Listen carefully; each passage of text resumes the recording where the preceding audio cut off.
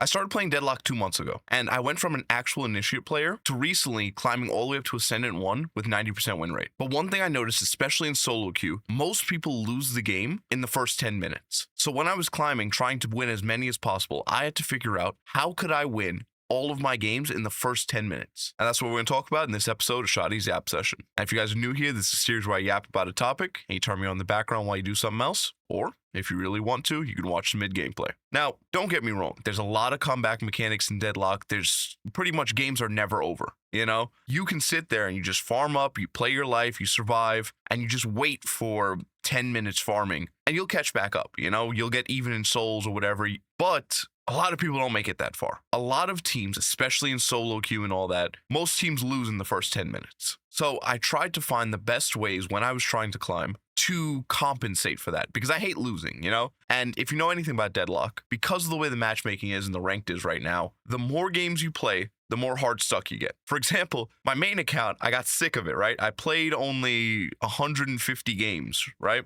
I was Archon 4 or something. I won 11 games in a row and I didn't rank up.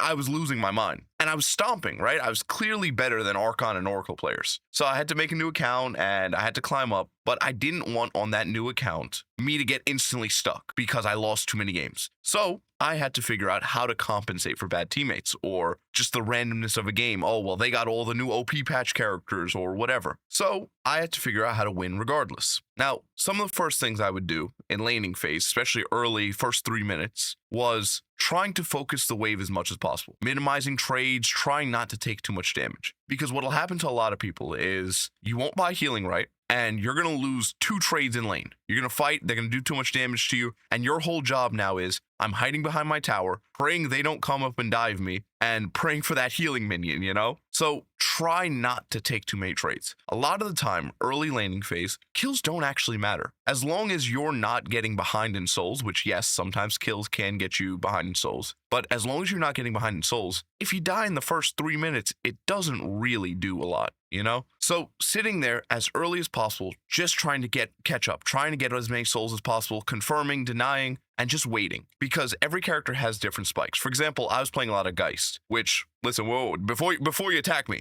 listen, I played her before she got buffed. She was my favorite character. Then they buffed her for, I have no clue why. And now I'm unstoppable. I love it. It's great. You know, I'm actually just a super frontliner over here. But Geist, I pretty much would not fight until I would get minimum mystical regen, or what's it called, mystic regeneration, whatever, you know, the item. But I wouldn't fight at all until I got that item, because 9 times out of 10, especially before the spirit nerfs for her self damage, I would do more damage to myself than the enemy. So why would I take trades? But if you're someone like, I don't know, Apollo, once you get your 3, some points into your 3, you just dive people. They just die. There's nothing they can do about it. But you need to play your character and figure out, when is my character strong? A lot of people call this playing your spikes, which this is what it is. It's playing your spikes. Seeing when, okay, well, if I get this item, the second I get this item, I have so much spirit power, I just increase the scaling on my 2 or whatever. Let me go fight. When you play a character, you need to figure out, when do I get strong? Now, that's as simple as you'll be playing and then all of a sudden you go from doing no damage to someone, you're like, wow, why did half of his health just disappear? And then you remember, oh, well, I just bought Berserker, or I just bought this, so I just did that. And through your games, you'll figure out what your big damage spikes are. And when you get those damage spikes is when you should be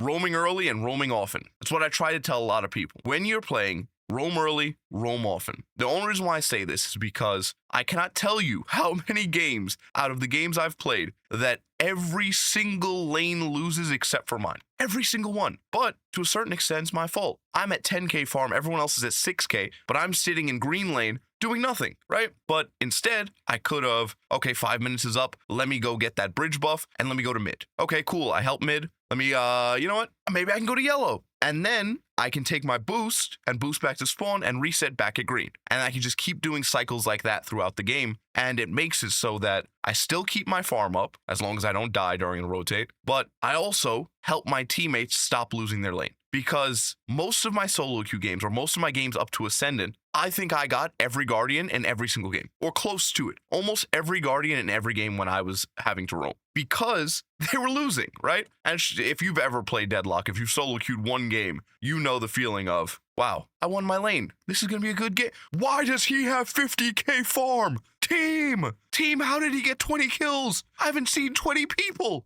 You know, it's the Deadlock experience, but you can stop that. Now, another thing I notice a lot of people do is, especially laning phase, because I can't tell you how many times I've seen people lose it, they punch when there's nothing to punch, right? Do not melee when the enemy team or the other person has everything to gain from you meleeing. Like, I still do this to this day. I'll be light meleeing somebody or weaving in a light melee when they have 2 health, right? I could have shot one more bullet and they die. Then they decide to do a desperate parry, and then they parry me. They had no clue I was meleeing. They're just like, you know what? I'm gonna die. I have 2 health, parry. And then I die. It's like, what was the point? I could have just shot him. Why did I melee? So do not melee when the enemy has everything to gain. Because a lot of the time, especially in higher ranked games, everyone parries off the sound. They don't even see you half the time. They're going to parry. So some people think, oh, well, I'm in the Veil. He has no clue what's coming to him. And then you fly out the Veil and he hears it charge up and then he parries you for free. And then you went from full health and he was maybe under half to now you're dead. It's like, it didn't make much sense, you know? Now, since I was talking about roaming, one of the things about roaming too is there are boxes, right? The boxes and the statues on the map. Every time you roam, which I'll make some videos on it, but there are so many simple routes that you can roam to mid lane or from mid lane or whatever that you get 150 souls, 300 souls, 400 souls just from walking over to mid lane.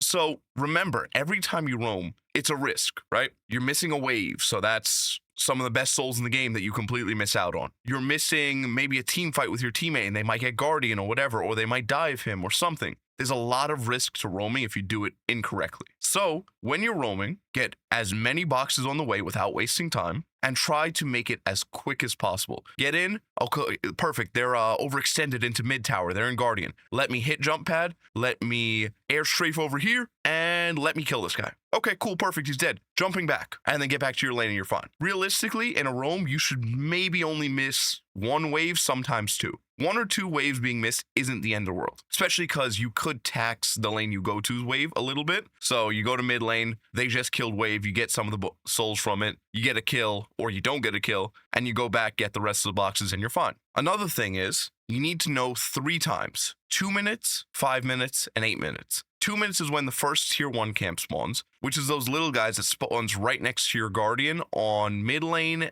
yellow lane, and on the enemy side on green lane. I think I didn't get that backwards, right? Well, if I got it backwards, you guys are going to say, Shawty, you're stupid. You're actually initiate. But I appreciate it. The other one is 5 minutes. 5 minutes is when buffs spawn, and every 5 minutes after that is when buffs respawn. So bridge buffs, which if you don't know where those are, it's right in between mid lane and each side lane. You'll see a little symbol pop up on the map whenever it pops up, and you can grab those. Those are pretty big damage spikes, especially if you get them early into lane. Let's say you get gun buff or something early in lane, or spirit buff. It could turn you into losing lane to getting a favorable fight, so then you win lane. And then the last one is 8 minutes, where usually you want, if you're getting cultist sacrifice or anything like that, that's when you want to have it up by, because tier 3 camp spawn. And sinners. Sinners are the little vending machines on each lane inside the jungle. Long story short, sinners and wave are the most important thing in the entire game in terms of souls. Wave gives more souls, sinners give second most. So you want to make sure every time your sinners comes up, you get it. And you also get permanent buffs from it. Now, 2 more main things. First one, freezing wave for your teammates, or letting wave crash.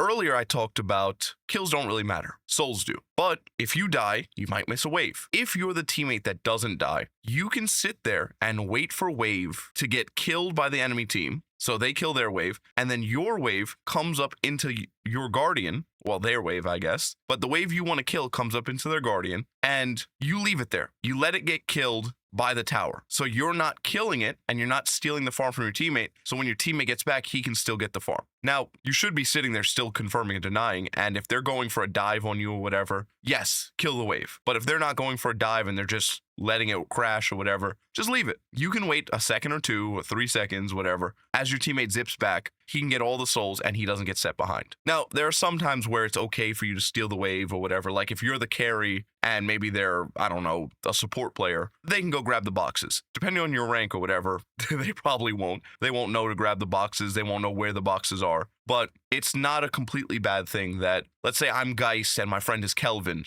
I'm sitting in lane as Geist. I kill the wave, I get full souls from it. He, on his way back, kills all of the boxes on the way back to the Guardian. But that's a little bit more advanced. It's usually a little bit more coordinated because your teammates won't know to do that, and they're just going to run back straight back to lane, and then he's behind, you're not. And then he's just going to keep running it down and feed. And then the last main thing, and everybody gets this wrong. I don't know, I don't think we realize Guardian doesn't matter. Let them have the Guardian. Do not die for it. It's like, don't let them get 2 kills and Guardian. Let them have Guardian. Because if they kill you, they're going to get Guardian anyway. So don't fight for it and die for it, right? If you can't clear the wave or whatever, leave it. It's fine. And when they kill Guardian, or let's say mid lane kills Guardian or something, always assume a roam. Once someone gets Guardian, assume perma roam. Because your teammates are usually going to be played all the way back in Walker, and they're not going to see, oh, look, that guy's missing. They're not going to walk up out of spawn. They're going to be sitting in Walker the rest of the game, pretty much. So chances are someone's going to roam, and then they're going to kill you, and then your teammate's going to say, bro, I didn't know. I'm sorry.